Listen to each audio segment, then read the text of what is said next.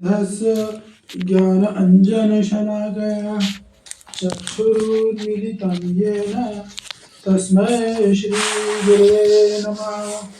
मूकं करोति वाचालं पङ्गुर्लङ्घयते गिरिं यत्कृपातमहं वन्दे श्रीगुरुदीनतारिणं। वन्देऽहं श्रीगुरोः श्रीयुतपदकमलं श्रीगुरुं वैष्णवांश्च श्रीरूपं साग्रजातं सहगण रघुनाथान्वितं तं सजीवं सावधूतं सावधूतं परिजनसहितं कृष्णचैतन्यदेवं श्रीराधा कृष्णपादां सहगण ललिता श्रीविशाखान्वितांश्च नमो विष्णुपादाय कृष्णपृष्ठाय भूतले श्रीमते भक्तिवेदान्त स्वामिनिति नामिने। नमस्ते सारस्वतीदेवे गौरवाणी प्रचारिणे निर्विशेष शून्यवादी आशतदेशतारिणे वाञ्छाकल्पतरुभ्यश्च कृपा सिन्धुभ्यैव च पतितानां पावनेभ्यो वैष्णवेभ्यो नमो नमः। जय श्री कृष्ण चैतन्य प्रभु नित्यानंद श्री अद्वैत गदाधर शिवासादि गौर भक्तवृंद। हरे कृष्ण कृष्ण कृष्ण हरे हरे हरे राम राम राम हरे हरे। हरे कृष्ण। स्वागत आप सभी लोगों का श्रीमद् भगवद गीता यथारूप श्लोक संख्या 2.7 दूसरे अध्याय का 7वां श्लोक। कल हमने दूसरे अध्याय के 6ठे श्लोक तक चर्चा कर ली थी। तो कौन रिपीट करना चाहेगा? कल हमने क्या चर्चा करी थी? जी आपकी आवाज नहीं आ रही है, म्यूट हो गया। ओके, तो कल हमने श्लोक क्रमांक भगवद गीता के दूसरे अध्याय के 6ठे अध्याय तक चर्चा कर ली थी और श्लोक क्रमांक 7 की चर्चा हमको आज करनी है, ठीक है ना? तो कौन रिपीट करा कल की क्लास को? क्या चर्चा हुई थी कल हमारी? फिर कौन है भाई? 47377810814737 इतना बड़ा नंबर इस आईडी से कौन आया है? हैं? नासिक से है शांत मूर्ति माता जी। ओह, शांत मूर्ति माता जी के बोलो, इतना सुंदर नाम उनका है तो वो नाम लिखे ना, इतना बड़ा, इतने सारे डिजिट 4343 क्या क्या है? कोई पता नहीं। अच्छा अच्छा, ठीक है, लेकिन मैंने उनको ज्वाइन करवाया था। अच्छा अच्छा, ठीक है, कोई बात नहीं, धन्यवाद। हाँ जी, तो कौन रिपीट करेगा? कल हमने क्या चर्चा किया था कल की क्लास में? श्लोक क्रमांक संख्या 6। या स्मिता माता जी, हरे कृष्णा, स्वागत है आपका, वेलकम और profound Bhagavad Gita course. Yes प्रभुजी, नाउ आई सी। यस, तो रेगुलर क्लासेस हो रही है क्या? हाँ, मंडे टू फ्राइडे होंगी वो, every Monday to Friday. On 6:30 है। एक्स्ट्रा टाइम तो 5:45 से 6:45 है, लेकिन अभी मेरे पास थोड़ा समय कम, 6:30 7:30 कर दिया है। बट इस समय टाइम हमारा 5:45 से 7:45 ही, जो कि 21 तारीख से फिर चालू हो जाएगा लगभग। यस, रामेश्वरी जी, क्या चर्चा किया था कल हमने, बताइए। हरे कृष्णा प्रभुजी, दंडवत प्रणाम। दंडवत प्रणाम। आवाज आ रही है प्रभुजी मेरी? हाँ, बिल्कुल आ रही है। आपने प्रभुजी चर्चा की थी कि जो इस अध्याय का कंटेंट क्या है, विषय वस्तु कितनी प्रमाणिक है, कॉन्टेक्स्ट को कितना प्रस्तुत किया गया है, जीव यथा आत्मा ज्ञान मूल विषय, आत्मा ज्ञान की विधि सांख्य योग से ग्रहण करेंगे, आत्म ज्ञान की प्राप्ति, निष्काम कर्म योग, श्री लिंगों में आत्मा हो उसके लक्षण क्या होंगे, विनम्र बातों के आदमी के लक्षण से की जाती है। 54-72 तक आत्मज्ञान के लक्षण बलदेव विद्या भूषण बोलते हैं कि श्री नियम आत्मा गुण, थोड़ा ज्ञान योग, थोड़ा भक्ति योग, और आत्मा को शरीर का भेद बताया गया था। आत्मा अगर शरीर का भेद कर देगा तो वो शोक में नहीं आएगी। जैसे हमने कहा था, शरीर में रहकर भी चेतना का मैं शरीर नहीं आत्मा हूँ। और फिर आपने बताया था जी, पहले श्लोक में ना संजय अर्जुन की हालत क्या हो गई थी, उनकी स्थिति मोह के कारण हो गई थी। और 1 से 10 अध्याय तक शोकाकुल हुए हैं। अर्जुन युद्ध नहीं करूंगा, फिर भी शोकाकुल हो गए थे। वो सबसे अच्छी करुणा शास्त्र अध्ययन में लगे हुए थे। खुद भी वे करुणा करुणा कर रहे थे। फिर आपने समझाया था 1 से 10 तक अर्जुन का संभ्रम, और 11 से 30 तक ज्ञान योग सांख्य योग, और 31 से 37 तक काम कर्म, 38 से 53 तक निष्काम कर्म योग या बुद्धि योग, और 54 से 72 तक स्थित मुक्त आत्मा के लक्षण बताए थे प्रभु जी आपने। और विषय वस्तु और विभाजन बताया गया था श्री दूसरे अध्याय में। भगवान वाच हमारे मन में अर्जुन ये कलमश कहाँ से आ गया, हृदय में विचार से गंदगी कहाँ से आ गई थी, और कलमश अपने समधर्म से विमुक्त होना या अर्जुन। अध्यात्म बुद्धि में भौतिक प्रेम और आध्यात्मिक प्रेम में बहुत अंतर होता है। प्रेम मतलब प्रेम में गहरा संबंध कैसे पता चलेगा, अगर हम किसी को जब हम किसी को डांट सकते हैं, अगर तकड़ा होगा तो भगवान को तो पता ही है कि ये मेरा शिष्य है, तो डांटना भी जरूरी है। भक्ति में ज्ञान का खेल उतना नहीं है, भक्ति में डांटना प्रेम का संबंध अगर गहरा है तो खुलकर बातें होती है। ये समझाया था प्रभु जी आपने। और बस बस बहुत है, बहुत बहुत पूरी क्लास दे दी आपने तो। Very good. और प्रभु जी के ऐश्वर्य के बारे में बताया था। हाँ हाँ ठीक है, मैं दूसरे से भी सुन लेता हूँ। बताया आपने, काफ़ी अच्छा बताया, thank you very much. Hare Krishna. Yes Manisha ji, overall view short में, संक्षिप्त में ओवरऑल व्यू कल की क्लास का, मात्र 1 मिनट से ज़्यादा नहीं लगना चाहिए।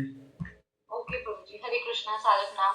प्रभु जी कल गीता अध्याय 2 का विषय वस्तु बताई गई थी आत्मज्ञान, और गीता का नहीं, मेरे को केवल छठा अध्याय का जो लास्ट श्लोक है ना, 6वां श्लोक, वो जानना चाहता हूँ बस।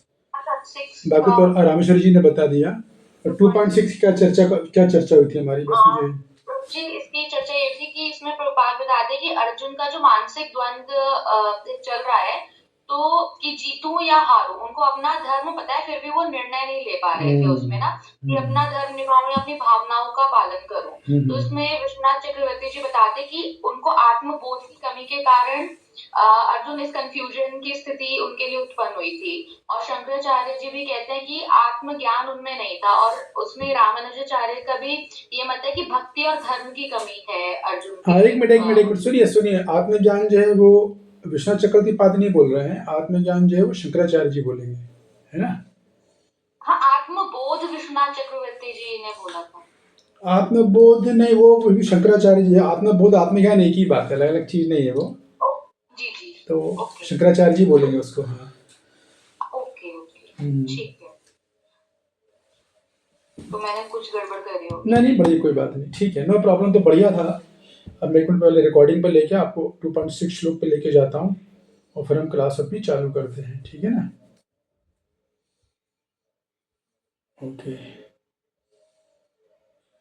Recording in progress. ओम नमो भगवते वासुदेवाय। ओम नमो भगवते वासुदेवाय।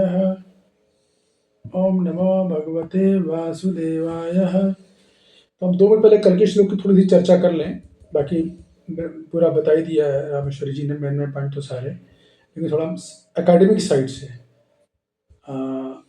साहित्यिक दृष्टि से थोड़ा सा मैं एक बार और चर्चा कर लेता हूँ। ये 2 श्लोक क्रमांक जरा अच्छे आपके सामने स्क्रीन पर है, जिसका अनुवाद ये है, जो प्रभुपाद जी ने उसका अनुवाद लिखा है। ये बोलते हैं, हम यह नहीं जानते कि हमारे लिए क्या श्रेष्ठ है, अर्जुन बोल रहे हैं, और उनको जीतना या उनके द्वारा जीते जाना। मतलब मुझे हमें पता नहीं अर्जुन, भगवान क्या श्रेष्ठ है हमारे लिए। इसलिए धृतराष्ट्र के पुत्रों का वध भी कर देते हैं, तो हमें जीवित रहने की आवश्यकता नहीं है, फिर भी वे युद्ध भूमि में हमारे समक्ष खड़े हैं। तो ऐसा बोल रहे हैं कि यदि मान लो हम धृतराष्ट्र के पुत्रों का वध भी कर देंगे, तो भी जो है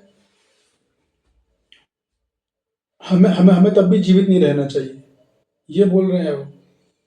अभी तो मुझे ये नहीं पता हमें कि हमारे लिए क्या अच्छा और क्या क्या जीते हैं, युद्ध को जीते या हम उनसे हारे। और मान लो यदि वो धृतराष्ट्र, यदि हम जीत गए, हमने उनका वध कर दिया, तो फिर हम क्यों जिंदा रहे, ये बात है। इस तरह का होगा। तो कुल मिला के बात ये है कि प्रभुपाद जी में चर्चा कल के तात्पर्य प्रभुपाद जी बताते कि अर्जुन पूरी तरह भ्रमित हो गए, मोह में आ गए। इसको बोलते संभ्रम या धर्म संकट, कंफ्यूजन, क्या करें क्या ना करें। हम सबके जीवन में समय आएगा, जल्दी आएगा। जो लोगों के जीवन में आ भी चुका हुआ धर्म संकट, क्या सही क्या गलत, क्या करूं क्या नहीं करूं, एक तरफ परिवार वाले दूसरी तरफ भगवान युद्ध करने का बोल रहे हैं, कैसे मारूं उनको।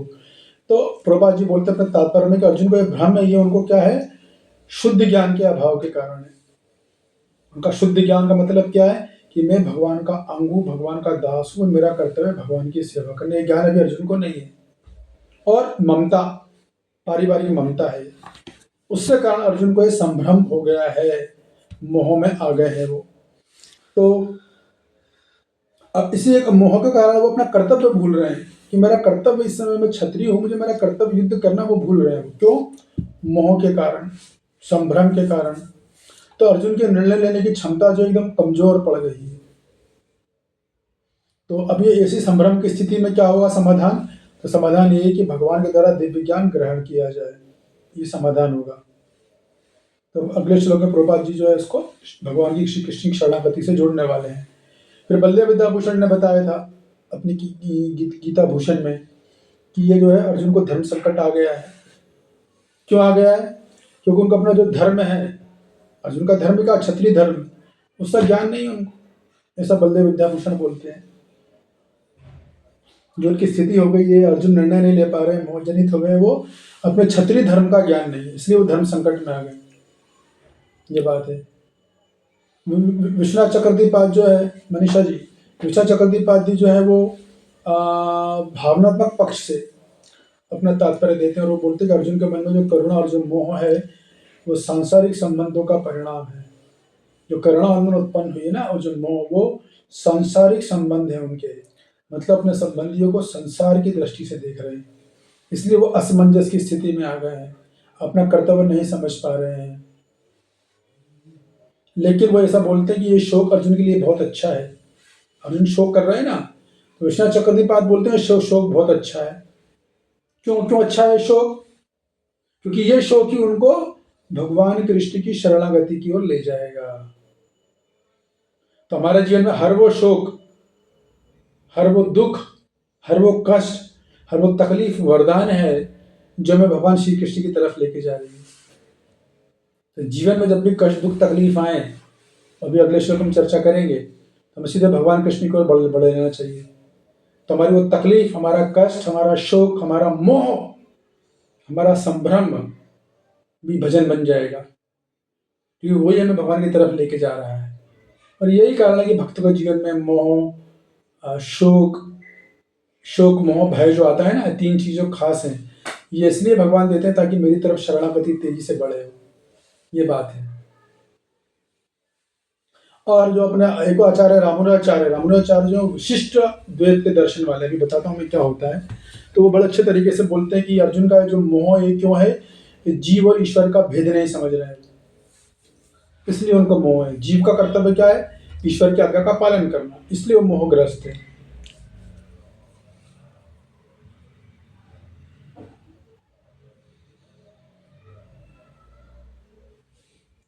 और मध्वाचार्य जी बोलते हैं अर्जुन का जो मोह है केवल भगवान विष्णु की भक्ति से ही दूर होगा, भगवान कृष्ण की भक्ति से दूर होगा। तो कुल मिला के सारी बात यह है कि शंकराचार्य बोलते हैं अर्जुन जो मोह में आया है, शोक में आया, वो किस लिए आया? वो अविद्या का परिणाम है। अविद्या क्या है? वो अपने आप को शरीर समझ रहा है। शंकराचार्य हमेशा आत्मज्ञान से आगे नहीं जाएंगे, ध्यान रखिएगा। शंकराचार्य को सेवा दी थी ना, शंकराचार्य भगवान शिव का अवतार है, तो वो ज्ञान योग के लिए प्रचार करने आए थे। अभी ज्ञान योग का अगर बताऊंगा मैं धीरे धीरे आपको। तो शंकराचार्य के अनुसार संसार अस्थायी है, आत्मा शाश्वत है। तो अर्जुन का मोह कैसे जाएगा? आत्मज्ञान से मोह जाएगा, शंकराचार्य जी बोलते हैं। तो कुल बात अगर मैं सारांश आपको बता दूं एक लाइन में, सिंपल शब्दों में, किस आचार्य ने क्या बोला है? तो प्रभुपाद जी ने भक्ति योग बोला है अपने तात्पर्य में समाधान, बलदेव विद्याभूषण ने भी भक्ति योग बोला है, विश्वनाथ चक्रदीपाद ने भी भक्ति योग और प्रेम बोला है, रामानुजाचार्य ने विशिष्ट अद्वैतवाद बोला है, मध्वाचार्य ने द्वैतवाद बोला है, और शंकराचार्य ने अद्वैतवाद बोला है। ठीक है। तो आप में से किसी को पता है अद्वैतवाद क्या होता है? ये पहले क्लियर कर दूं मैं आपको, इसलिए मैं सोचा यहीं से क्लियर करूं। प्लीज थोड़ा रिपीट कर दीजिएगा इसका। किनका? अभी जो बात है ये सब। हाँ, प्रभुपाद जी ने भक्ति योग, प्रभुपाद जी, बलदेव विद्याभूषण, विश्वनाथ चक्रदीपाद भक्ति योग बोल रहे हैं अपने तात्पर्य में। रमणाचार्य जी विशिष्ट अद्वैतवाद बोलेंगे, मध्वाचार्य द्वैतवाद बोलेंगे और शंकराचार्य जी अद्वैतवाद के आधार पर अपनी टीका लिखे हैं वो। रामानुजाचार्य जो है अद्वैतवाद है। नहीं नहीं नहीं, गलत सुन रहे हो आप। विशिष्ट अद्वैतवाद बताऊंगा मैं, आप लिखिए, अभी सभी लिख लीजिए बस, फिर आपको समझा दूंगा मैं। तो इनके शोक का कारण क्या है? प्रभुपाद जी बोलते हैं मोह और ममता, बलदेव विद्याभूषण बोलेंगे धर्म का भ्रम, विश्वनाथ चक्रवर्तीपाद बोलेंगे ममता और मोह की बात है सबकी, रमणाचार्य बोलेंगे अज्ञान के कारण इनको शोक आ रहा है, मध्वाचार्य जी बोलेंगे भी अज्ञान और मोह के कारण आ रहा है, शंकराचार्य जी बोलेंगे माया और अविद्या के कारण जो है अर्जुन को शोक आ गया है। ये बात है। समाधान क्या है? सारे आचार्य बोलेंगे कृष्ण भक्ति, शंकराचार्य जी को छोड़कर शंकराचार्य जी बोलेंगे आत्मा का ज्ञान। ये समाधान है। और फिर इस तरह से पूरा श्लोक जो चलेगा हमारा। तो कुल मिलाकर सीधी सी बात है, सभी आचार्य भक्ति योग बोलेंगे शंकराचार्य जी को छोड़कर। अब जो मैं आपको कह रहा हूँ बहुत ध्यान से सुन लीजिए। देखिए 3 तरह के वाद होते हैं भक्ति में, सॉरी आध्यात्मिक दुनिया में, ठीक है। तो जो शंकराचार्य जी हैं उन्होंने आके फैलाया था अद्वैतवाद। द्वैत का मतलब होता है दो, अद्वैत यानी दो नहीं एक, इसे बोलते हैं अद्वैतवाद। आ लगाया आगे। अद्वैतवाद का मतलब है कि जीव और ईश्वर एक है, दोनों में कुछ अंतर नहीं है, जीवात्मा और ईश्वर एक है, इसको बोलते हैं अद्वैतवाद, ठीक है। और वो ये बोलते हैं कि जो संसार है ये मिथ्या है, ब्रह्म सत्य जगत मिथ्या, ऐसा बोलते हैं वो। शंकराचार्य जी ने यही सिद्धांत फैलाया था, ब्रह्म सत्य केवल। ब्रह्म क्या है? निराकार है, सब लोग ब्रह्म है, सारे जीवात्मा ब्रह्म है, लेकिन माया के प्रभाव में आके वो भूल गए हैं। तो हम सब ब्रह्म है, हम सब ईश्वर हैं, जल्दी हम ईश्वर बन जाएंगे, इसके लिए भजन करते हैं। तो शंकराचार्य ने ये बात फैलाया, इसको बोलते हैं अद्वैतवाद, यानी जीव और ईश्वर एक ही है, अलग अलग नहीं। रमणाचार्य जी ने बोला कि नहीं, जीव और ईश्वर दोनों अलग अलग है, ईश्वर जो है वो स्वामी है और जीव उनका दास है, इसको बोलते हैं द्वैतवाद, ठीक है। दो ऐसे शंकराचार्य के फॉलोअर के पास जाओगे तो वो एक हमेशा एक उंगली दिखाएंगे, मतलब सब एक है, हम सब एक है, ऐसा बोलेंगे। रामाचार्य के पास जाओगे बोलेंगे दो उंगली दिखाएंगे, जीव अलग है ईश्वर अलग अलग है, दोनों में भेद है। और मध्वाचार्य ने बोला अद्वैत विशिष्ट द्वैतवाद, माने स्पेशल द्वैतवाद। उसका मतलब यह है कि जीव और ईश्वर अलग अलग है और साथ में एक भी है। और ये हमारी फिलॉसफी जो प्रभुपाद जी ने हमको दी है कि जीव और ईश्वर एक भी है और अलग अलग भी है। कैसे है? जीव और ईश्वर गुण में एक है। यदि गुण देखे जाए जीवात्मा में तो ईश्वर के सारे गुण हैं। ईश्वर सच्चिदानंद है, आत्मा भी सच्चिदानंद है, लेकिन अलग अलग कैसे? मात्रा में अलग अलग है। जैसे समुंदर और समुंदर की बूंद, समुंदर के आप एक बूंद लोगे उसमें उतना ही खारापन होगा जितना समुंदर में होगा, लेकिन मात्रा में कितना अंतर है? कहाँ एक बूंद और कहाँ समुंदर। तो वो अंतर जीवात्मा और ईश्वर में होता है, भगवान में होता है। सोने की खान और सोने का एक कण गुण में समान, मात्रा में अलग अलग।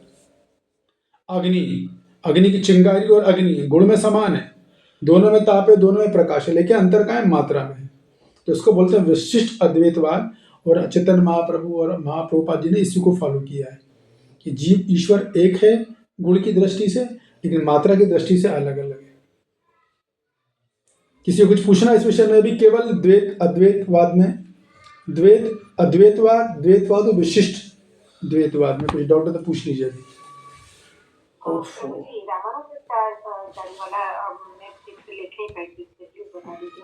रमणाचार्य में वही है द्वैतवाद। उसमें क्या था है? सिंपल द्वैतवाद जो है जीव और ईश्वर जो है अलग अलग है, एक नहीं है। और इसमें क्या स्पेशल उन्होंने बताया? किसमें? रमणाचार्य की जो फिलोसफी है, और क्या स्पेशल? नहीं, बाकी सब फिलॉसफी सेम है। जीव ईश्वर अलग अलग है, जीव भगवान का दास है, भगवान की सेवा करता है। शंकराचार्य जी बोलते हैं कि ब्रह्म जो है, संसार जो अस्थायी है, उस ब्रह्म सत्य जगत मिथ्या, संसार मिथ्या है। लेकिन बाकी सब आचार्य बोलते नहीं, संसार भी सत्य लेकिन अस्थायी है, ठीक है।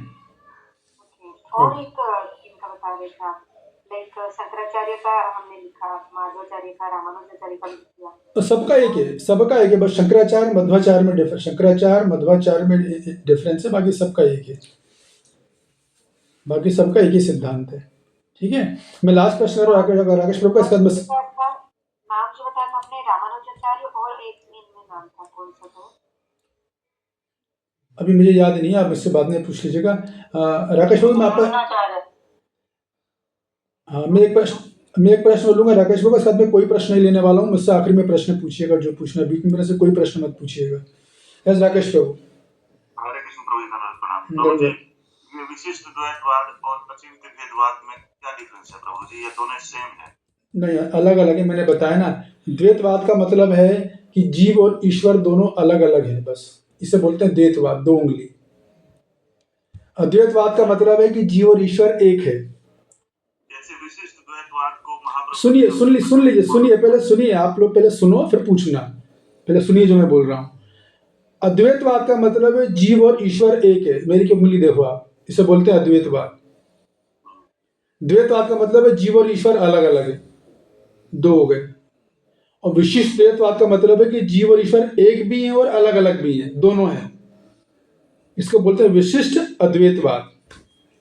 तो वो जीव और ईश्वर अलग अलग कैसे हैं और एक भी है, वो मैंने आपको बता दिया, वो गुण और मात्रा की बात है। चैतन्य महाप्रभु ने इसी को फिलॉसफी को बोला जिसको बोलते हैं अचिंत्य भेदाभेद, और हम लोग इसी फिलॉसफी को फॉलो करते हैं। हो गया क्लियर? मैं प्रभु जी, मेरा प्रश्न आपने समझा नहीं, मैं केवल यही पूछना चाह रहा था ना कि विशिष्ट द्वैतवाद और अचिंत्य भेदाभेद में क्या अंतर है, या दोनों बिल्कुल एग्जैक्ट समान है? ये दोनों समान है, विशिष्ट अद्वैतवाद और अचिंत्य भेदाभेद ना। जी हाँ, दोनों इस संबंध में समान है, अचिंत्य भेदाभेद में। जी प्रभु। लेकिन कुछ चीजों में अचिंत्य भेदाभेद और भी डीप है, वो जब आगे चलेंगे तो समझ में आएगा। लेकिन अगर जीव की बात करें, तत्व की बात करें, तो दोनों समान है तत्व में। फॉर एग्जाम्पल अभी कैसे समझे इस बात को कि द्वैताचार्य जी बोलते हैं जीव और ईश्वर एक है, और दूसरे आचार्य बोलते हैं जीव और ईश्वर अलग अलग है, दो हैं, दोनों अलग अलग लिविंग एंटिटी है, तो अलग अलग कैसे हैं? लेकिन मध्वाचार्य जी बोलते नहीं, एक भी है अलग अलग भी है, तो ऐसा कैसे हो गया? इसे बोलते हैं अचिंत्य भेदाभेद, कि गुण में जो है समान है, मात्रा में भेद है। ठीक है? जी प्रभु जी, धन्यवाद।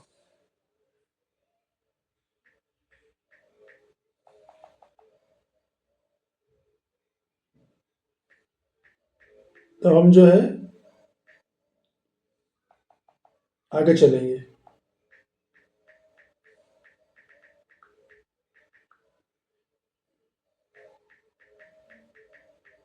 कौन पढ़ेगा?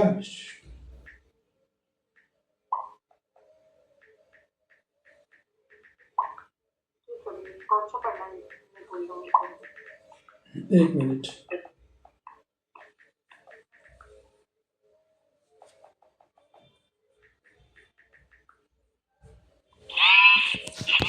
तो श्लोक क्रमांक 7 आप लोग स्क्रीन पे है कि नहीं है?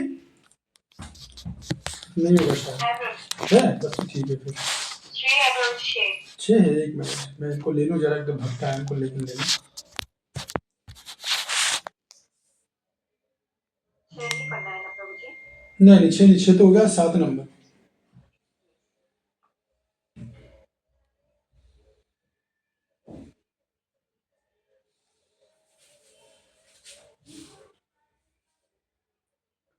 आप लोगों को और थोड़ा गहराई से समझना है क्या इसको, द्वैतवाद और अद्वैतवाद को? एक बार तो ठीक है, अब आप मैं जो कह रहा हूँ, अब आप सुनिए बस, कि मैं दोनों में अंतर बता रहा हूँ आपको, आप पॉइंट वाइज लिखते जाइएगा, ठीक है ना? द्वैतवाद, इसके प्रवर्तक है मध्वाचार्य, ब्रैकेट में लिख लो आप। तो पहला पॉइंट इनका ये है कि ईश्वर और जीव पूर्ण रूप से अलग अलग है, ठीक है, भिन्न है।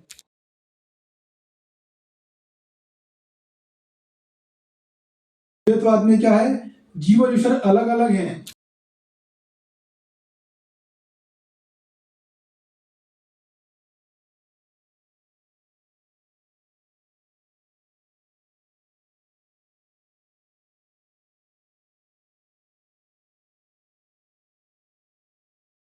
आएगा समझ में? फिर पॉइंट नंबर 2 कि द्वैतवाद में भगवान कृष्ण जो है तंत्र है, ये द्वैतवाद होता है। और ये विशिष्ट द्वैतवाद भी ये बोलता है कि हाँ जी, भगवान कृष्ण जो है वो सगुण है, साकार है और सर्वशक्तिमान है। ये विशेषता जोड़ दी उन्होंने और रामानुजाचार्य जी ने। फिर द्वैतवाद का तीसरा पॉइंट है, जीव विष्णु का दास है। जीव विष्णु का या भगवान कृष्ण का दास है और पूर्णतः भिन्न है।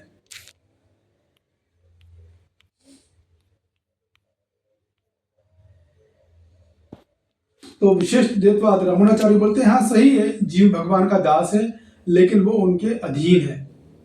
हर चीज में एक बार विशेष चीज जोड़ी है कि जीव जो उनके अधीन है।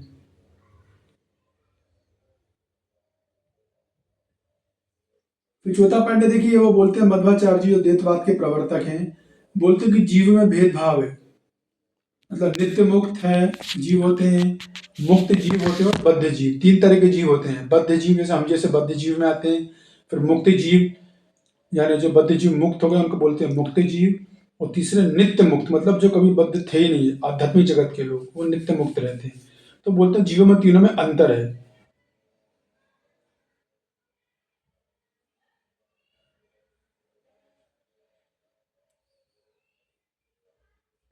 लेकिन जो विशिष्ट द्वैतवाद है वो बोलता है हाँ अंतर तो है लेकिन फिर भी वो ईश्वर से भिन्न है, ऐसा बोलते हैं।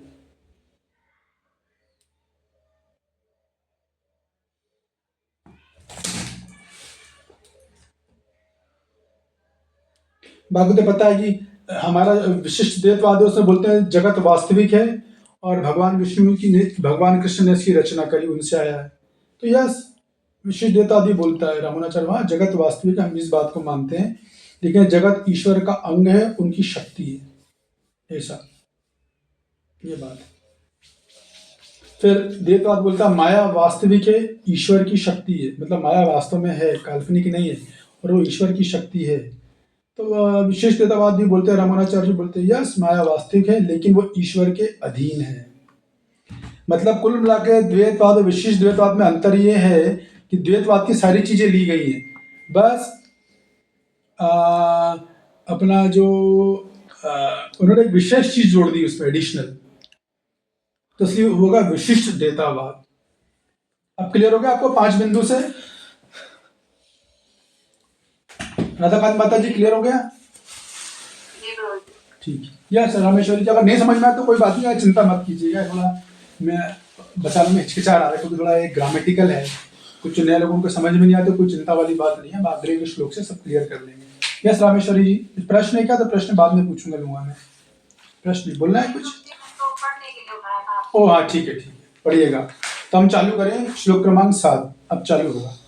कार्पण्य दोषोपहत स्वभावः पृच्छामिदं सर्वसम्मूढचेता यच्छ्रेयसानुचितं ब्रूहि तन्मे शिष्यस्तेऽहं शान्तिमां त्वां प्रपन्नम्। 1 मिनट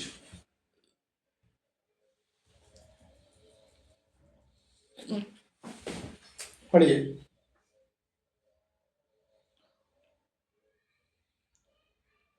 रामचंद्र जी पढ़िए। हाँ जी। मतलब श्लोक पढ़ना है कि पूरा ही पढ़ना है? अनुवाद, केवल अनुवाद। ओके। हम यह भी नहीं जानते कि हमारे लिए क्या श्रेष्ठ है। तो मुझे 7 पढ़ना है माता जी। केवल शो कर रहे हैं प्रभु जी हैं? तुम्हें साथ ही श्लोक है, सेवला श्लोक है। एक मिनट वेट। हाँ आप सही बोल रहे हो, आप सही बोल रहे हो। कौन सा? पढ़ लेती हूँ। नहीं बुक से मत पढ़िए क्योंकि मैं पूरा परपट नहीं पढ़वाऊंगा। अभी सामने दिख रहा होगा, दिख रहा है अभी? हाँ। अब मैं अपनी दुर्बलता के कारण अपना कर्तव्य भूल गया हूँ और सारा धैर्य खो चुका हूँ। ऐसी अवस्था में मैं आपसे पूछ रहा हूँ कि जो मेरे लिए श्रेयस्कर हो उसे निश्चित रूप से बताएं। अब मैं आपका शिष्य हूँ और आपका शरणागत हूँ, कृपया मुझे उपदेश दें। हरि बोल। तो देखिए सारा संभ्रम चारे कारण अर्जुन ने बता दिए भगवान को और पूरी तरह कंफ्यूज हो गए, जीवन से निराश हो चुके हैं एकदम पूरी तरीके से, और खुद बोल रहे हैं कि मैं अपनी करुणा से दुर्बल हो गया हूँ, मैं अपना कर्तव्य भूल गया, मुझे समझ में नहीं आ रहा है क्या करूं क्या नहीं करूं, मेरा कर्तव्य क्या है। और फिर उन्होंने क्या किया है, अब मैं आपका शिष्य हूं, कार्पण्य दोषो पास अच्छा मिताम धर्म सम्मूढ़ चेता शिष्यस्ते हम, अब मैं आपका शिष्य हूं, आपका शरणागत हूं, कृपया करके मुझे उपदेश दे। जब व्यक्ति इस भावना में पहुंचता है गुरु के पास कि मैं घबरा चुका हूं, मेरी बुद्धि काम नहीं कर रही है, मेरे कृपा करके मेरा मार्गदर्शन कीजिए, तब जाके गुरु एक्चुअल मार्गदर्शन तब देते हैं। जब तक हम अपनी होशियारी बताते रहते हैं अपनी बुद्धि से, नहीं नहीं ऐसा नहीं है, नहीं नहीं वैसा नहीं है, नहीं नहीं ये नहीं, तब तक साधु गुरु भी ज्यादा कुछ बोलते नहीं है, क्योंकि उनको पता है कि अभी ये बहुत बड़ी माया में है, मोह में फंसा हुआ है, और अभी से कुछ बोल भी देंगे तो भक्ति से बाहर चले जाएगा ये, क्योंकि अभी वो करेक्शन लेने की स्थिति में नहीं है ना। साधु गुरु का काम क्या है, साधु गुरु शास्त्र तीनों एक ही काम करते हैं, उसे अंग्रेजी में बोलते हैं करेक्शन देना, है ना, सुधार देना। लेकिन वो तभी बोलते हैं जब वो लगता है कि सामने वाला इस योग्य हो, जब वो कम से कम शोक और मोह भय से कुछ हद तक बाहर आ गया हो। तो बाहर आएगा पता कैसे चलेगा, जब वो शरण लेगा तो तब जाके बोलेंगे। अभी देखिए भगवान अर्जुन इतनी सारी बातें कर रहे हैं, लेकिन भगवान एक शब्द नहीं बोल रहे हैं उनको, अभी आगे भी नहीं बोलने वाले भगवान। क्यों नहीं बोलने वाले बताऊंगा मैं आपको। तो शरण तब चालू होती है जब हम अपनी बुद्धि का त्याग कर देते हैं, जब हम अपने तर्क वितर्क दिमाग से निकाल लेते हैं। और वो कब निकलते हैं, जब हम पूरी तरह से मूर्छित हो जाते हैं। तो हम लोग अपनी खुद की बुद्धि पर, अपनी खुद की समझावट पर, खुद के अनुभव पे हमको बहुत ज़्यादा विश्वास है, तो हमने अभी अपनी उसकी शरण ले रखी है। यही वजह है कि भक्ति में हमको प्रगति करने में बहुत समय लगता है, सबसे बड़ी वजह यही है। अनर्थ वगैरह इतनी बड़ी वजह नहीं है, जितनी बड़ी वजह ये है। तात्पर्य पढ़िएगा।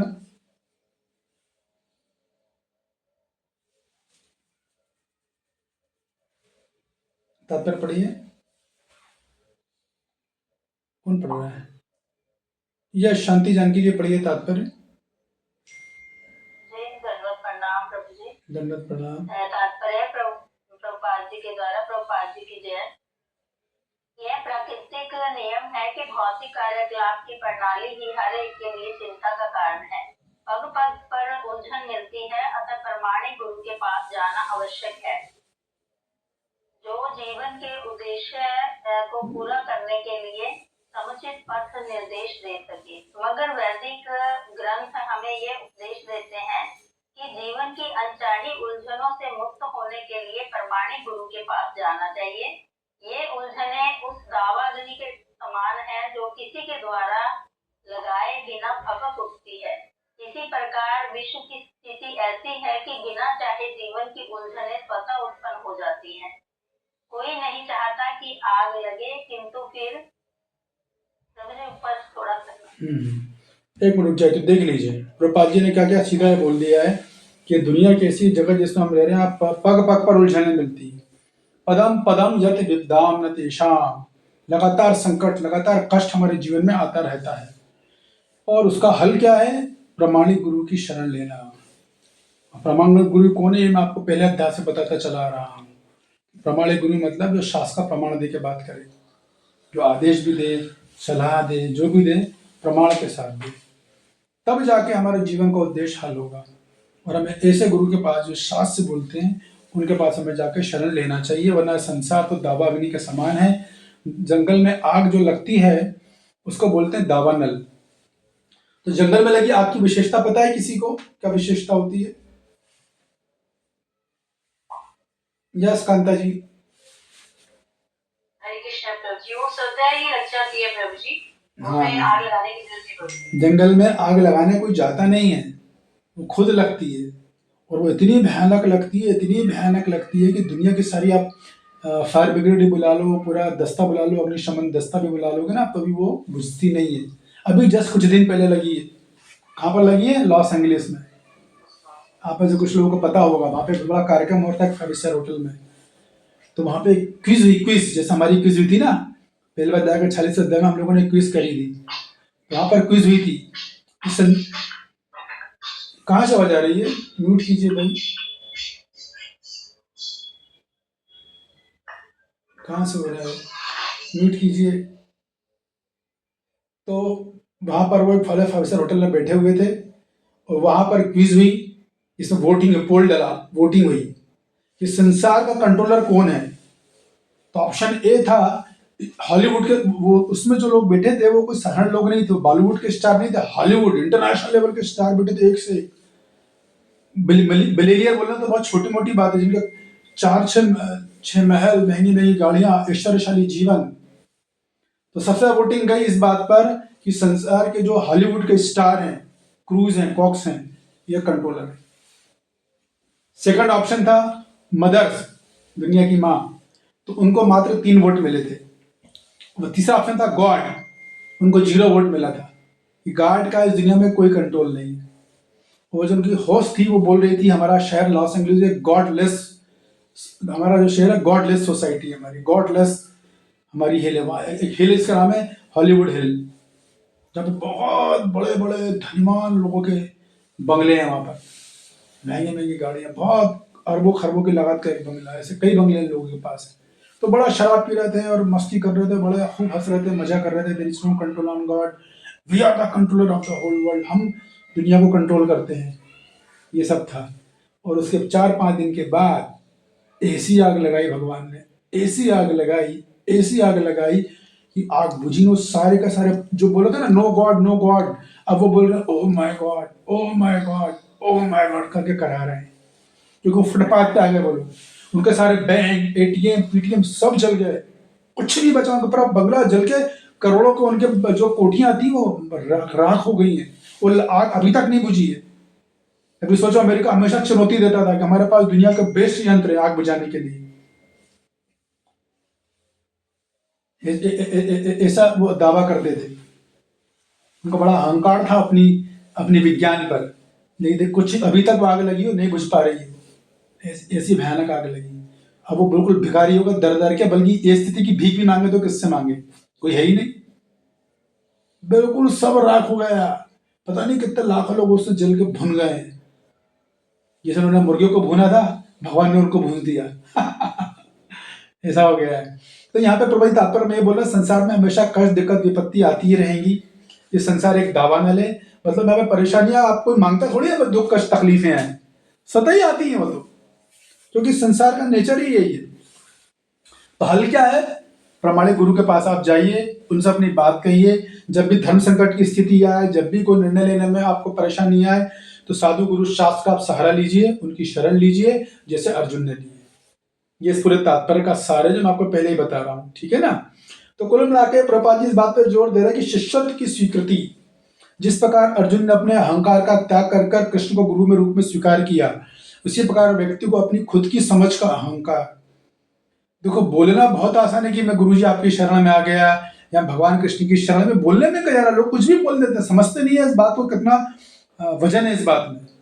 शरण का मतलब ही, जब भगवान को प्रणाम करते हैं ना, ऐसे सर झुका के पांचांग प्रणाम करते हैं, उसका मतलब क्या है?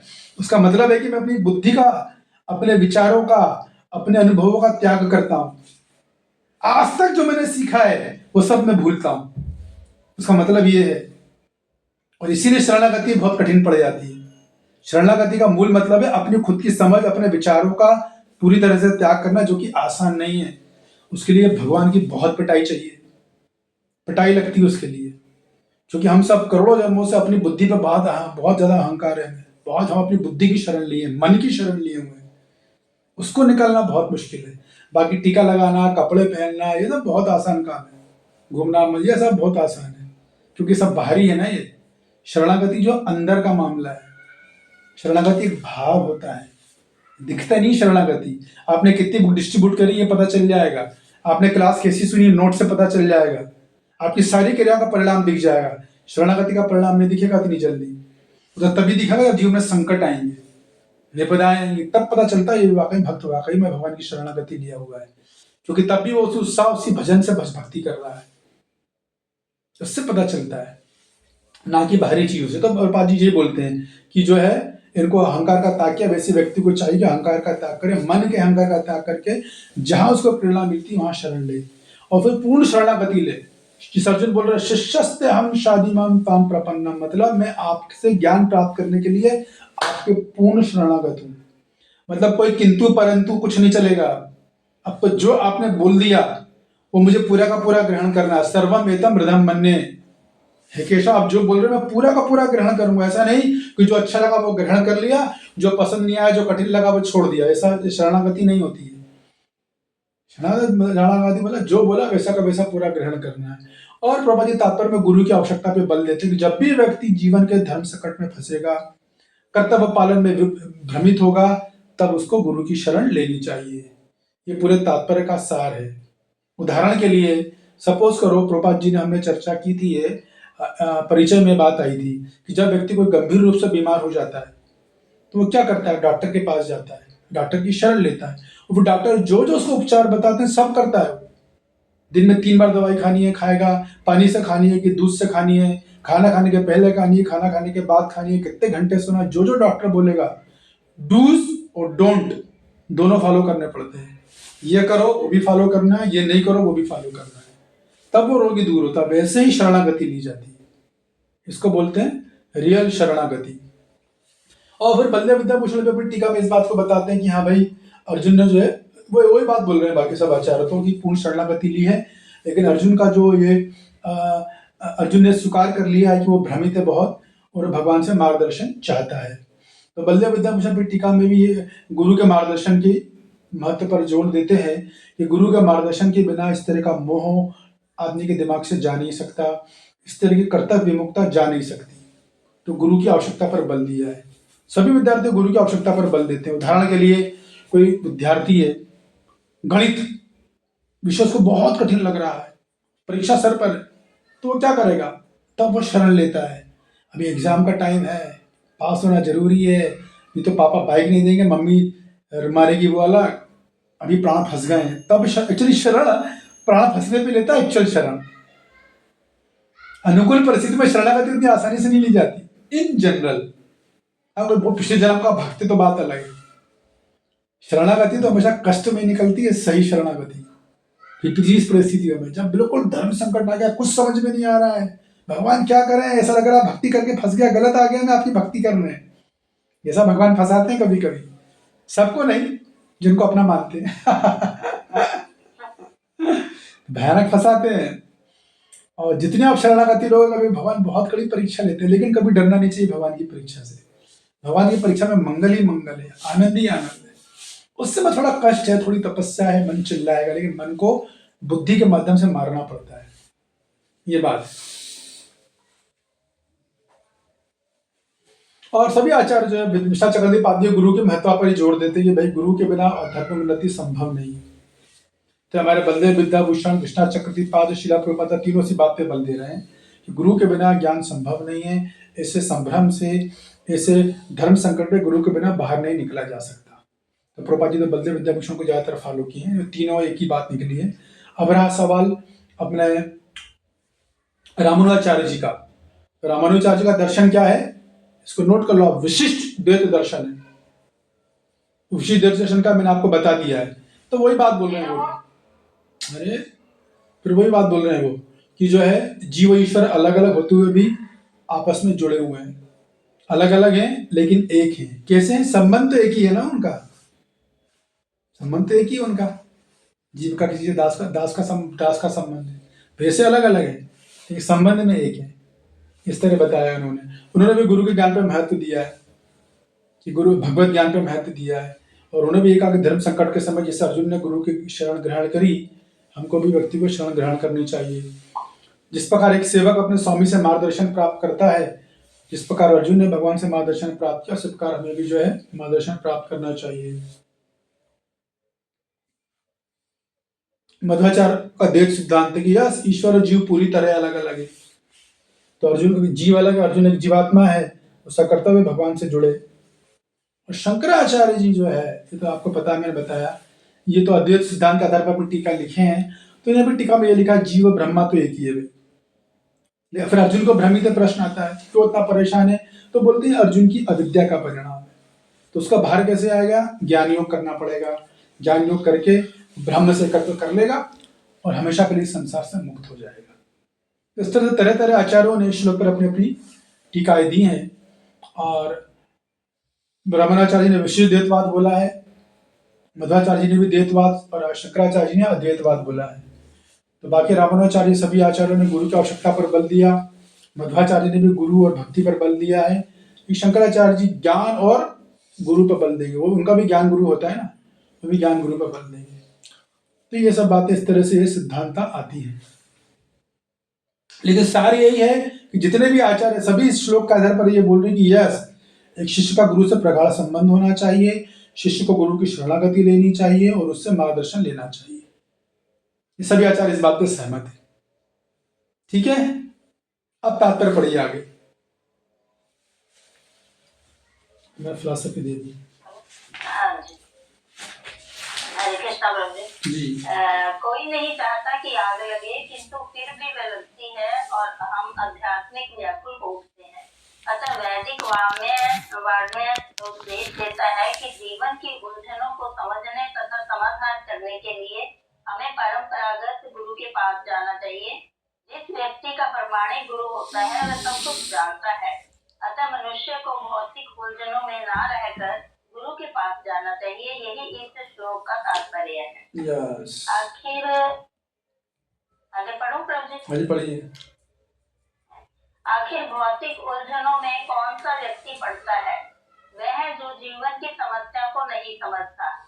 बृहदारण्यक उपनिषद में 3.8.10 में व्याकुल व्यग्र मनुष्य का वर्णन इस प्रकार हुआ है। यो वा एत दक्षरम विदित्वा समालोका प्रेति कृपणः। कृपण वह है जो मानव जीवन की समस्या को हल नहीं करता और आत्म साक्षात्कार के विज्ञान को समझे बिना कुकर की भांति संसार को त्याग कर चला जाता है। जीव के लिए मनुष्य जीवन अत्यंत मूल्यवान विधि है, जिसका उपयोग वह अपने जीवन की समस्याओं को हल करने में कर सकता है। अतः जो इस अवसर का लाभ नहीं उठाता वह कृपण है। ब्राह्मण इसके विपरीत होता है, जो इस शरीर का उपयोग जीवन की समस्त समस्याओं को हल करने में करता है। यत् एतदक्षरं गार्गी विदित्वा समालोका तत्प्रेति स ब्राह्मणः। देहात्म बुद्धि वश कृपण या कंजूस लोग अपना सारा समय परिवार, समाज, देश आदि के आध्यात्मिक प्रेम में गवा देते हैं। मनुष्य प्राय चरम लोक के आधार पर अपने पारिवारिक जीवन अर्थात पत्नी, बच्चों, आगे प्रभु जी आगे करना पड़ेगा, तथा परिजनों में पत्नी, बच्चों तथा परिजनों में आसक्त रहता है। कृपण ये सोचता है कि उसका परिवार या समाज उसे मृत्यु से बचा सकता है। ऐसी पारिवारिक आसक्ति निमन पशुओं में भी पाई जाती है, क्योंकि वे भी बच्चों की देखभाल करते हैं। बुद्धिमान होने के कारण अर्जुन समझ गया कि पारिवारिक सदस्यों के प्रति उसका अनुराग तथा मृत्यु से उनकी रक्षा करने की उसकी इच्छा ही उसकी उलझनों का कारण है। हरे कृष्ण। ठीक है, धन्यवाद। अतः वह परम भगवान कृष्ण से कोई निश्चित हल निकालने का अनुरोध करता है, वह कृष्ण का शिष्यत्व ग्रहण करता है। अभी यहाँ से महत्वपूर्ण बात चालू हो रही। वह मित्रतापूर्ण बातें बंद करना चाहता है। गुरु तथा शिष्य की बातें गंभीर होती हैं और अब अर्जुन अपने मान्य गुरु के समक्ष गंभीरता पूर्वक बातें करना चाहता है। इसलिए भगवान श्री कृष्ण भगवद गीता के ज्ञान के आदि गुरु हैं, गीता समझाने वाले प्रथम शिष्य हैं। तो देख लीजिए, इससे पहले अर्जुन अभी तक जितने तर्क दे रहे थे ना आप लोगों को, जो हमने सुने, वो किस स्तर पर दे रहे थे? इवन भगवान कृष्ण से मैत्री के आधार पर दे रहे थे। मैत्री के संबंध के आधार पर उन्होंने इतनी सारी बातें करी थी, क्योंकि गलत नहीं है, कुछ हद तक सही भी है। लेकिन गुरु तब बोलते हैं जब हम शिष्य के भाव में आ जाते हैं। मैत्री में का समानता का भाव रहता है ना, I am equal to you. तो जब हम तक ये भाव में रखेंगे मैं आपके समान हूं, तब तक हमको कभी भी साधु गुरु एक्चुअल ज्ञान नहीं देने वाले। कभी नहीं देंगे, क्योंकि वो नियम के विरुद्ध है। ज्ञान तभी मिलता है अपनी समस्या से आने के लिए जब हम बिल्कुल एक छात्र के मूड में आ चुके होते हैं। शिष्य मतलब जो साधु गुरु के द्वारा कंट्रोल होने को स्वेच्छा से तैयार हो। आपके लिए ये अच्छा है, आप वो कीजिए, आपके लिए ये खराब है, आप ये मत कीजिए। भले वो बोल रहे हैं मत कीजिए, हमको अच्छा लग रहा है, लेकिन उनको लग रहा है खराब है और फिर हम नहीं कर रहे हैं, तब हम वास्तव में कोई सही छात्र या शिक्षक या शिष्य हैं। अदरवाइज नहीं है। बोलना बहुत आसान है, वो मेरे गुरु हैं, मैं उनका शिष्य हूँ, फलाना ढेमका ये वो। 50 साल भजन करते हो गए और गीता का भी पहला श्लोक पूछो तो वही बता ही नहीं पा रहे हैं प्रभुपाद जी ने तात्पर्य में क्या बोला है। और गीता बांटी है, 1000 की संख्या में गीता बांट दी है। कहने का मतलब है कि गीता बांटना अच्छी बात है, लेकिन गीता को समझना भी जरूरी है ना। प्रभुपाद जी दोनों बात बोलते हैं, बांटो भी और पढ़ो भी, समझो भी। तो जब तक हम मैत्री के लेवल पे हैं, समझिए प्रभुपाद जी ने बहुत अच्छा पॉइंट उठाया है, तब तक हमको ज्ञान नहीं मिलने वाला है, 100% श्योर है। जब तक हम अपने आप को मैत्री के स्तर पर रखेंगे कि नहीं प्रभु जी हम भी जानते हैं, तब तक ये खेल नहीं, भगवान अभी हम जानते हैं, गुरु महाराज हम भी जानते हैं, तब तक ये रहस्य नहीं खुलेगा। अर्जुन इतना महान ज्ञाता, भगवान का नित्य पार्षद है अर्जुन, उनके पास कौन सी ज्ञान की कमी है। अभी क्या बोल रहा है, शिष्यस्ते हम शास्त्रनाम पाम पपन्ना, भगवान हो गया। खूब दिमाग लगाया उन्होंने अपना, खूब तर्क वितर्क दिए, आप लोग सब सुन रहे हो, इतने दिनों से हम चर्चा कर रहे हैं। 17 क्लासेस दी हमने पहले अध्याय में, 17 सेशन किए हैं, कोई मामूली सेशन नहीं होते 17, जबकि एक अध्याय में 10 सेशन से ज़्यादा नहीं होने चाहिए, लेकिन हमने 17 सेशन किए थे। ये बात समझाने के लिए कि देखिए अर्जुन इतने सारे रीजन मानेगा, अल्टीमेट क्या कंफ्यूज हो गए और तब जाके वो शरण ग्रहण कर रहे हैं। जब तक हमको अपनी बुद्धि पर, अपनी समझावट पर भरोसा, विश्वास कीजिए, गीता समझ में बिल्कुल नहीं आएगी। आप एक का 1 लाख बार पढ़ लेना, 100 लाख, आप जो चाहे दुनिया में सब कर लेना, आप सोचो गीता का रहस्य समझ में आ जाए, वो असंभव है, इम्पॉसिबल है। गीता तभी समझ में आएगी जब बोल दें कि मैं मूर्ख हूँ, बिल्ली का गू हूँ, मैं किसी काम का नहीं हूँ, मैं एक बुद्धू मूर्ख नंबर 1 हूँ। ऐसा बोलना नहीं, अपने आप को समझना है। बोलना तो आसान है, इस भाव से जब भगवत गीता को, साधु को, गुरु को, शास्त्र को अप्रोच करते हैं, तब वो देखते हैं हाँ अब ये आया है सीखने के मूड में। जरा सा वो बोलेंगे और आप उसे पकड़ लोगे और आपकी लाइफ की सारी प्रॉब्लम सॉल्व हो जाएंगी तुरंत, immediately solve all the problems, immediate. तो यहां पर इसको बोलते हैं शिष्य का भाव, मतलब जो स्वेच्छा से गुरु के द्वारा नियंत्रित होने को तैयार हो बिना किसी शर्त के, तब ज्ञान मिलता है। इससे पहले नहीं मिलेगा। अर्जुन तो वो कितना आर्गुमेंट कर रहे हैं कृष्ण को, भगवान चुपचाप बैठे हैं, अभी भी भगवान नहीं बोल रहे हैं, अभी भी कहाँ ज्ञान दे रहे हैं, अभी थोड़ी देंगे भगवान। तो ये बात है, तो ये इसे बोलते हैं शरणागति। अभी मेरा आप लोगों से प्रश्न है, शांता जानकी जी आप जो है अपना हाथ हटा लीजिए, और मेरे को आपसे पूछना है, आप मेरे ग्रुप में हो ना शांता जानकी जी, क्योंकि आपका नाम से मेरे को दिखा नहीं था। ओके ठीक, गुड।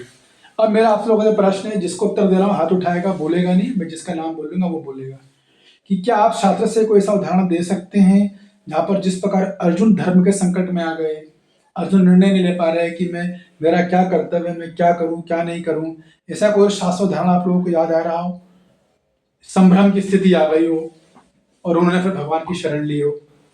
यस राकेश प्रभु। परीक्षित महाराज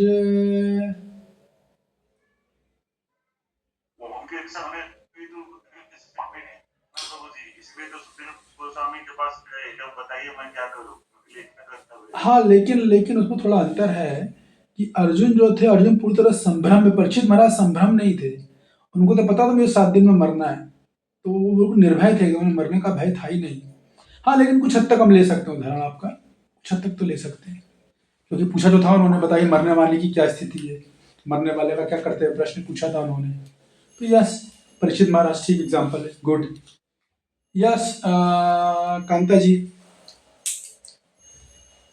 प्रभु जी, गज और उनकी मोक्ष की जो है गजेंद्र मोक्ष की, उसमें उन्होंने भी ठाकुर जी का शरणागत लिया था। हाँ, लेकिन वो संभ्रम में थे क्या, मोहित थे, संभ्रम थे, तो उदाहरण तो सही है आपका, वो भी अभी आगे आएगा। मेरा प्रश्न है कि जो संभ्रम रहे हो, मोहित हो गए, एकदम शोकाकुल हो गए हो, शोकाकुल तो गजेंद्र भी थे, संभ्रम और मोहित हो। अभी आएगा, तो अब वो सही है लेकिन अभी आगे आएगा। नमिता जी शॉर्ट में बताइएगा, केवल नाम। हाँ, पृथ्वी महाराज थे क्या? पृथ्वी महाराज कैसे? जैसे वो इंद्र ने उनका घोड़ा चुरा लिया तो यज्ञ बंद हो गया था, तो वो यज्ञ को इंद्र को दंड देना चाहते थे, तो ऐसा। हाँ, तो वो तो दंड दे रहे थे ना, वो तो एनलाइटनमेंट में थे। वो तो वो तो इनलाइटनमेंट में थे। यहाँ पे तो प्रश्न है कि जो अभी अर्जुन पूरी तरह इंग्लिश में समझो, कंफ्यूज्ड, ये समझो आप। संभ्रम में बोलो, शायद संभ्रम समझ में नहीं आ रहा। कौन सी कैंटो महाराज थोड़ा बता दीजिए ना, कौन सी कैंटो? क्या? ये जो शास्त्रों में जो ये सेंस रिलेटेड है। हाँ, तो वेट करिए, मैं बताऊंगा ना, आप इंतजार कीजिए ना। और कोई मेरे को याद नहीं आ रहा थोड़ा। क्या हिंट दूं मैं? कौन से कैंटो से रहे? हाय श्याम रवि। हाँ जी, बोलिए कांता राधा रानी जी। तो भीष्मदेव ऐसा, भीष्मदेव। विष्णुदेव, ओके, चलिए ठीक है। देखिए, आप बात को समझिए। मेरा प्रश्न ये था कि हमें ऐसा एग्जाम्पल चाहिए था जैसे अर्जुन कंफ्यूज्ड है अपने धर्म, अपना कर्तव्य पालन में, क्या करूं क्या नहीं करूं, वैसा शास्त्र में केवल एक एग्जाम्पल है, और वो है ध्रुव महाराज। ध्रुव महाराज जब अपने पिता की गोद में बैठे थे, उनकी जो सौतेली माँ थी रुचि, उसने उनको खूब प्रताड़ित किया था, और वो पूरी तरह भ्रमित हो गए थे। अरे मेरी गद्दी मैं क्यों नहीं बैठ पा रहा हूँ, मैं क्या करूँ क्या नहीं करूँ। तो अपनी माँ के पास गए, सुनीति के पास। उन्होंने बोला तुम जंगल में जाके भगवान श्री कृष्ण की उपासना करो। तो सुनीति उनकी माँ पहली गुरु बनी, पथ प्रदर्शक गुरु बनी। और फिर अर्जुन ने जब ध्रुव महाराज जब वहाँ गए, तो वो जो है अपना नारद मुनि की कृपा हुई, उनको नारद मुनि प्रकट हुए, और फिर नारद मुनि की कृपा से उन्होंने नारद मुनि को भजन बताया, पद्धति बताई, और फिर उन्होंने ईश्वर की प्राप्ति मात्र 6 महीने में कर ली। तो अर्जुन से मिलता जुलता उदाहरण केवल एक अभी है, वो है ध्रुव महाराज का, जो कि श्रीमद् भागवतम के 4थे स्कंद में है। ठीक है। अब मेरा अगला प्रश्न है कि संकट के समय में, अब इसको उत्तर आप सब लोग दे पाओगे, इस संकट काल में, शोक की अवस्था में, विपत्ति की अवस्था में किन किन लोगों ने भगवान की शरण ग्रहण करी? यस कांता जी, आप द्रौपदी महारानी जी, प्रभु जी। हाँ, द्रौपदी महारानी एग्जाम्पल गजेंद्र है। मोक्ष है। बस बस बस बस, दो बहुत है, गजेंद्र और द्रौपदी महारानी सही है। और कोई संकट के समय में? अरे बहुत ढेर लगा, एग्जाम्पल है। उत्तरा भी थी, कुंती महारानी भी थी।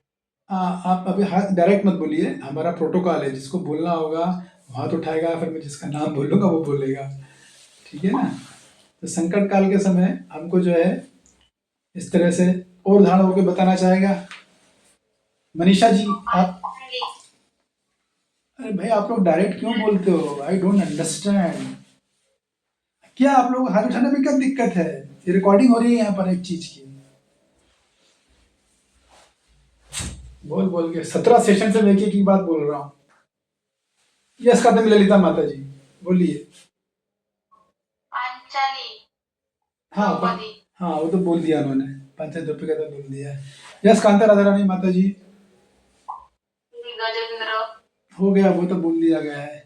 यस नमिता जी, आप बोलिए। आप जो बोल दिया वो मत बोलिए, नया। मेरा क्या प्रभु जी, जो संकट में भगवान के शरण में गए, वही प्रहलाद महाराज भी थे, सॉरी ध्रुव महाराज, और वही कुंती महारानी, वही उत्तरा, जो जो बोला गया वही मेरे को भी याद आ रहा है। ठीक है, ओके, सही आपका उत्तर। उत्तरा ने शरण ली थी भगवान की संकट के समय में, जब अश्वत्थामा ने ब्रह्मास्त्र छोड़ दिया था। इसके बाद फिर प्रहलाद महाराज भी थे। जितने एग्जाम्पल बताए, इसके अलावा कोई नया नाम किसी को याद आ रहा है तो बोले। वही नाम रिपीट नहीं सुनना, एक बार जब बोल दिया वो नाम रिपीट क्यों करना। राकेश प्रभु बोलिए। राकेश प्रभु। हाँ, विभीषण का उदाहरण है। विभीषण जो थे, रावण ने उनको बिल्कुल दुत्कार दिया था, और विभीषण धर्म संकट में थे। क्या करूँ, एक तरफ भाई है, एक तरफ सत्ता है, एक तरफ वनवासी है, एक वो जानते थे भगवान है। तो विभीषण ने भगवान राम की शरण की। इस प्रकार प्रहलाद महाराज हैं, गजेंद्र हो गया, और अपना द्रौपदी देवी हो गई, और विभीषण हो गया। इनके अलावा कोई नाम किसी को याद आ रहा है तो बोलिएगा, तो हाथ उठाइएगा। जो नाम हो चुके वो रिपीट नहीं करना है। यस मनीषा जी। प्रभु जी सुग्रीव। सुग्रीव वो कैसे? जैसे उनको उनके भाई थे ना बाली, जब उनको बिल्कुल कर दिया गया था तो उन्होंने भगवान की शरण ग्रहण करी थी, तब जाके उनको उनकी राजगद्दी वापस मिली। ठीक है, सुग्रीव का एग्जाम्पल भी सही है, गुड। तो इन लोगों ने जो है भगवान की शरण ग्रहण करी संकट के समय में। और एक और एग्जाम्पल है, बहुत सुपर डुपर एग्जाम्पल, जो अभी तक आपने किसी ने बोला नहीं, जिसका मैं इंतजार कर रहा था, और वो है अम्बरीश। और है राजा बलि भी है क्या? कांता जी बीच में काहे बोल रहे हो? क्या हो गया? I don't understand. Her class में ये बात बोलता हूं मैं नाम बोलूंगा तो बोलिएगा। तो वो जो है, अब जो थे वो अपना, मैं भूल गया, अम्बरीश महाराज, सुपर डुपर एग्जाम्पल है एकदम, जिनको कि दुर्वासा ऋषि ने उनके ऊपर राक्षस छोड़ दिया था उन्हें मारने के लिए। अम्बरीश महाराज एक कदम भी पीछे नहीं हटे थे। जो होगा देखा जाएगा, भगवान रखेंगे तो बचेंगे, नहीं तो मर जाएंगे। फुल आत्मसमर्पण था अम्बरीश महाराज का था। हाँ, राजा बलि का भी उदाहरण है। राजा बलि ने भी जो है अपना वो किया था, क्या भगवान को आत्मसमर्पण किया था, बिल्कुल किया था, ये बात भी है। हनुमान जी भी है, हनुमान जी ने भगवान की शरण ली थी। ठीक है, तो इस प्रकार से जो है धर्म संकट में कौन कौन फंसे थे? विभीषण से एग्जाम्पल दिया अपना राकेश प्रभु ने। धर्म संकट में फंस गए थे, तब उन्होंने राम की शरण ली। जैसे अर्जुन धर्म संकट में पड़े, वैसे विभीषण फंस गए थे। इसके अलावा भरत जी, वो भी धर्म संकट में थे। भगवान राम की बच्ची उनके हाथ आ गई, क्या करूँ, बच्ची लूँ नहीं। जिन्होंने भगवान राम की शरण ली, उनके चरणों को सिंहासन पे रखा था। बलि महाराज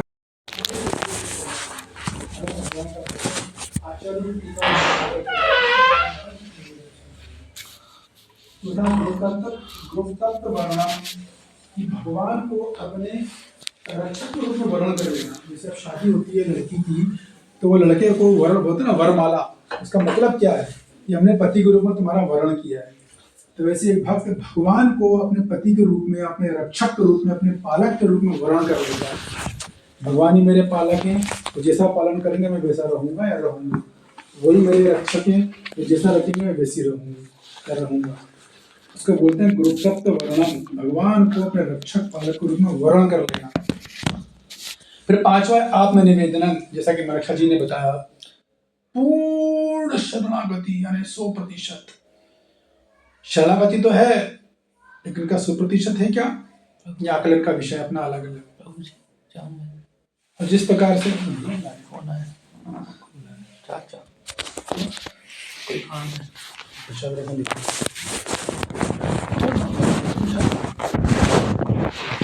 तो पूर्ण शरणागति होना, फुल आत्मसमर्पण है। आप कहते हैं ना, हरे कृष्णा हरे कृष्णा।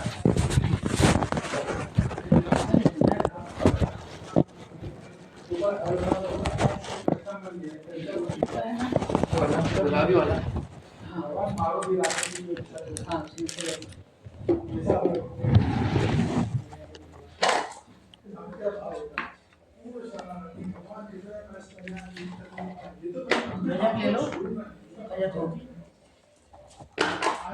शारीरिक कष्ट, मानसिक है, दुनिया वालों से कष्ट है, कुछ भी हो जाए, परिजनों से कष्ट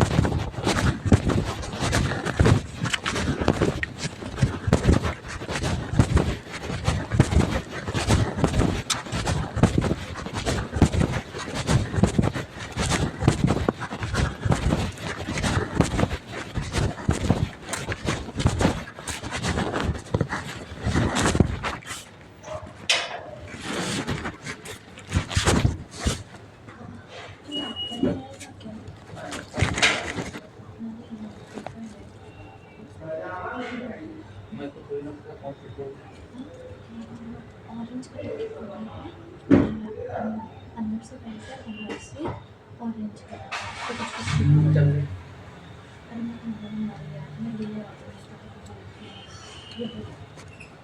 हम पैदल चले। अरे पागल है क्या, लेके कैसे अपने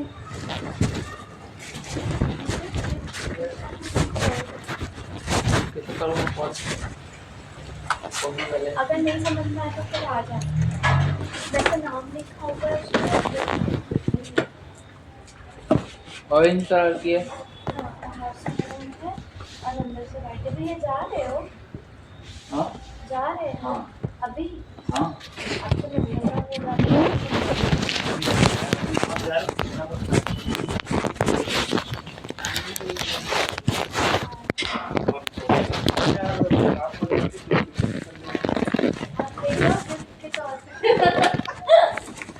भैया आप ले जा, भाभी खुश हो जाएगी। कुछ लिया कि नहीं लिया?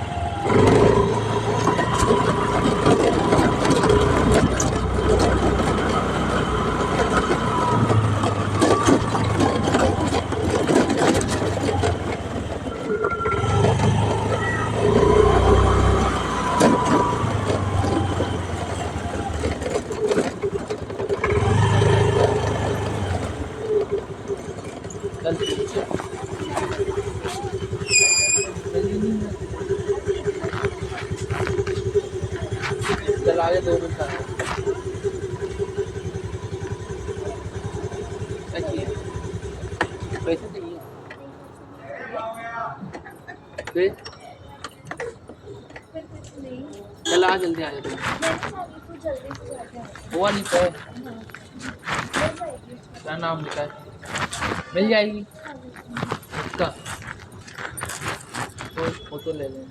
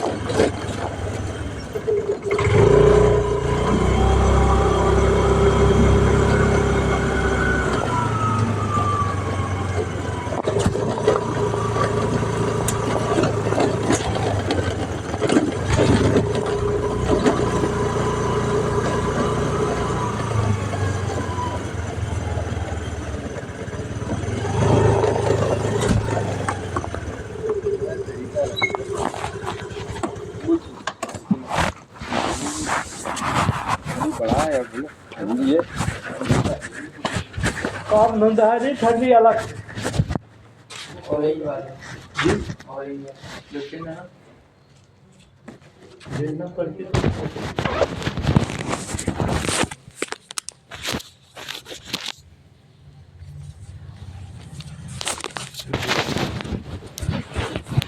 हाँ कल जब मेरी क्या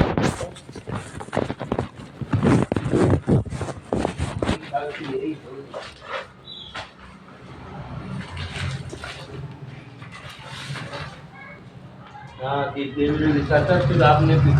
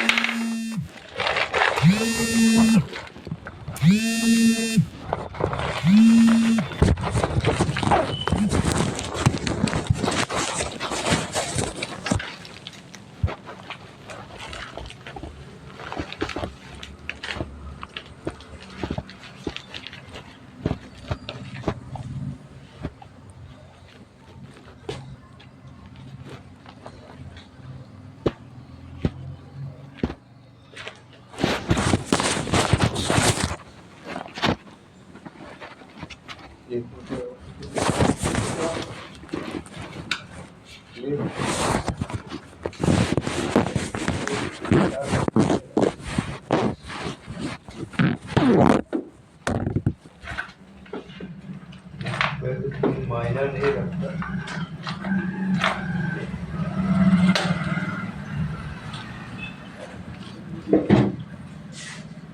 भाई ये लेन देन होगा तो कर लो कभी जैसे नरम नरम होगा तो बना लें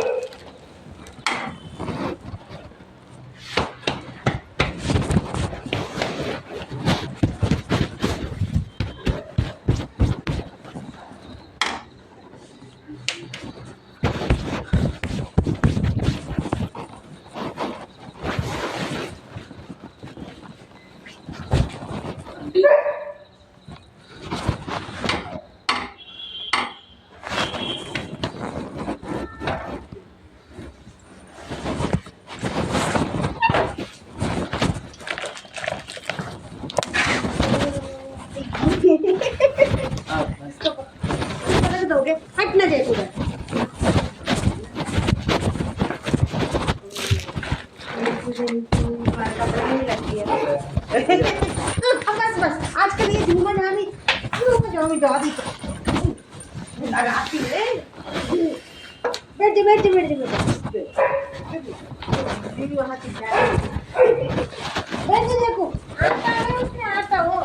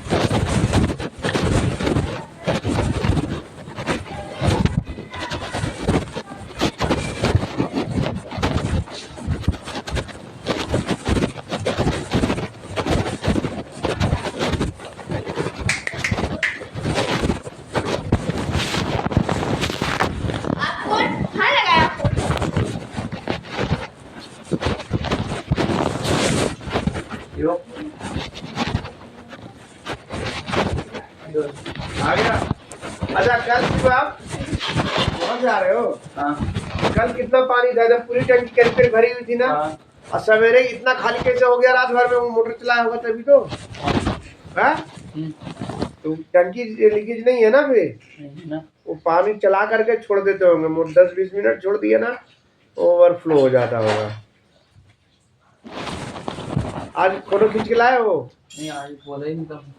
क्यों? वो तो बोल रहे थे मैंने 3 दिन से मोटर नहीं चलाई है। अरे वो झूठ बोलेंगे। नहीं 3 दिन से मोटर नहीं चलाई बोले मैंने। अगर नहीं चलाई है तो टंकी में पानी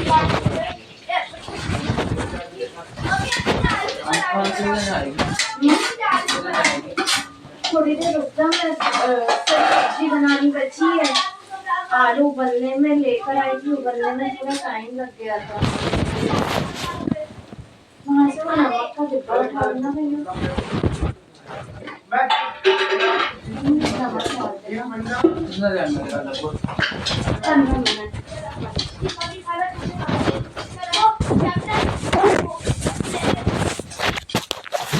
ये चैप्टर 9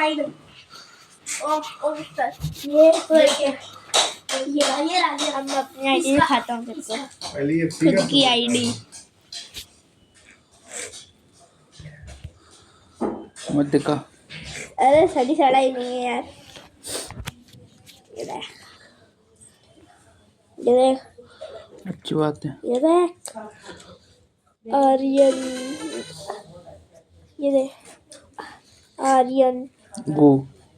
आर्यन द गॉड लिखने वाला था, गॉग लिखा गया। गॉड लिख रहा था, खुद में गॉड वाला है, गॉग लिखा गया। डॉग। जियो गॉग। अरे यार, गॉड लिख रहे थे 8978 है, आर्यन द गॉग नहीं है, आर्यन गॉग है। आर्यन गॉड, आर्यन गॉग है, आर्यन द गॉग। यार कल मैंने एक बंदे को देखा, वो बहुत अच्छा गेम प्ले है। बैट स्टार्ट पर करना बिल्कुल नहीं।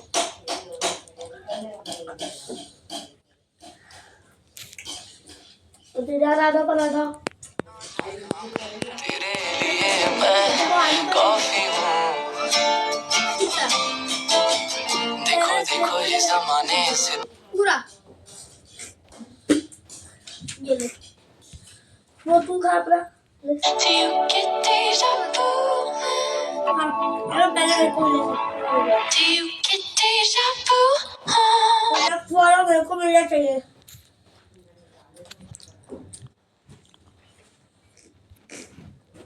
ये निकल कैसे गया यार? सभी का राजू मेरा टॉपअप आ रहा है, पता है, ठंडा है। सेवन का बैटर है, चलना।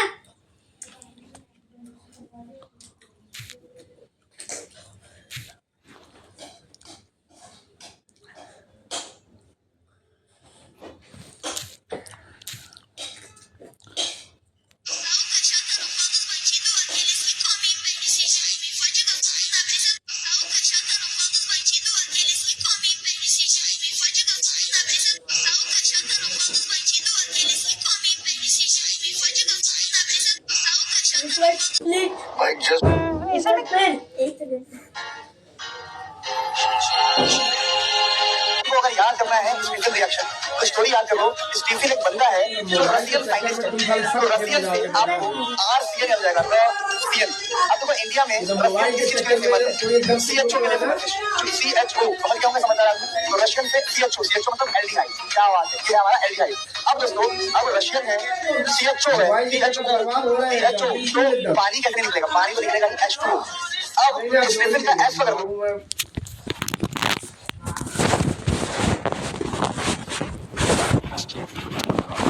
हमको करवा दी हो कर दिया था।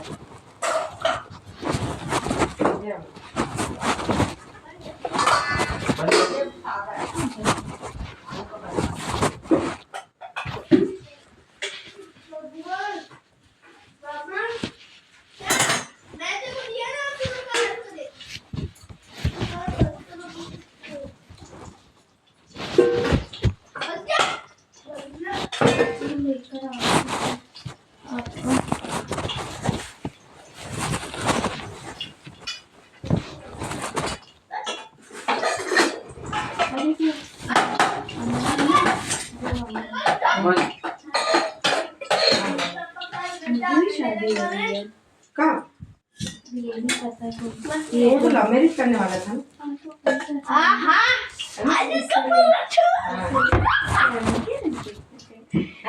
तो उसके पास पैसा है, टाटा में नौकरी छोड़ दी उसने फिर से।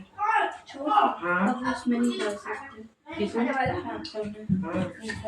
नहीं, इसको बड़ा पैकेज आ गया था ना।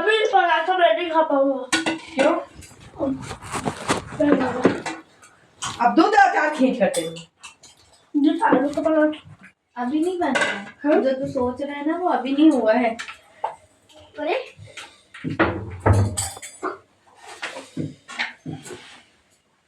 अलग सब्जी बनेगी। सब्जी बनेगा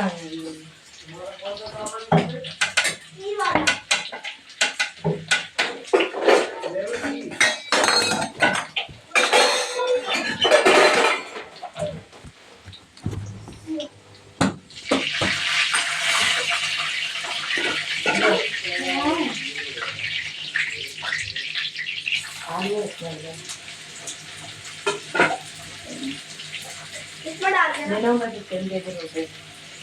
सेविंग नहीं दिया था।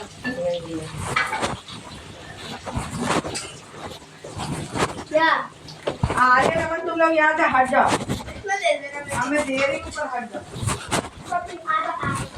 मैं बना रही ना। ठीक कोई बात नहीं। पापा मेरे को मतलब पापा इसे करना क्या है?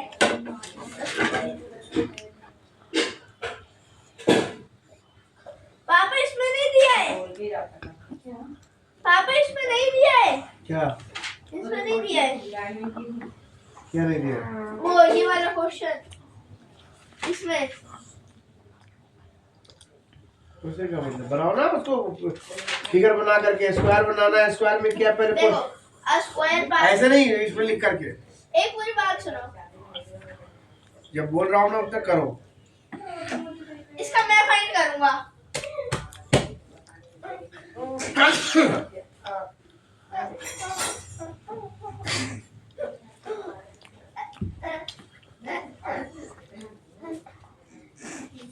आधा दे दे आगे। तू मेरे को पूरा दे दे उसके बाद वाला।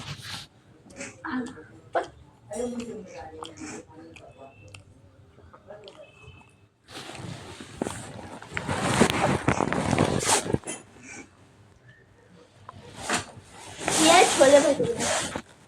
अरे यार नहीं भैया। ये इसने सही नाम लिखा अपना। Ion dog.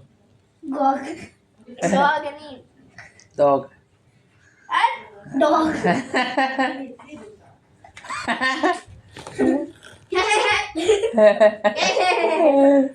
ये तक अमन ने हॉट डॉग करा।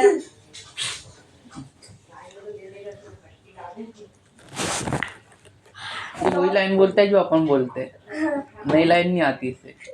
अमन ने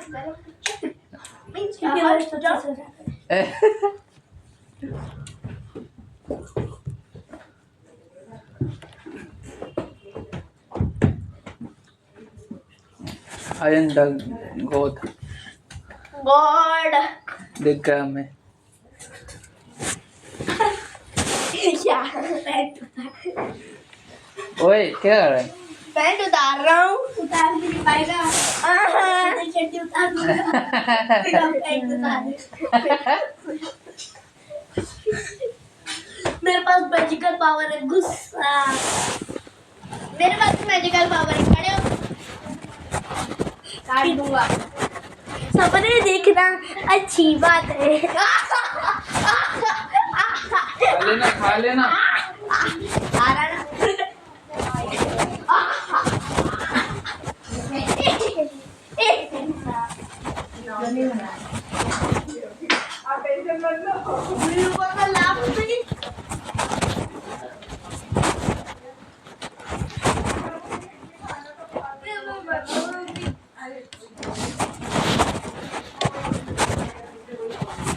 Iron the dog.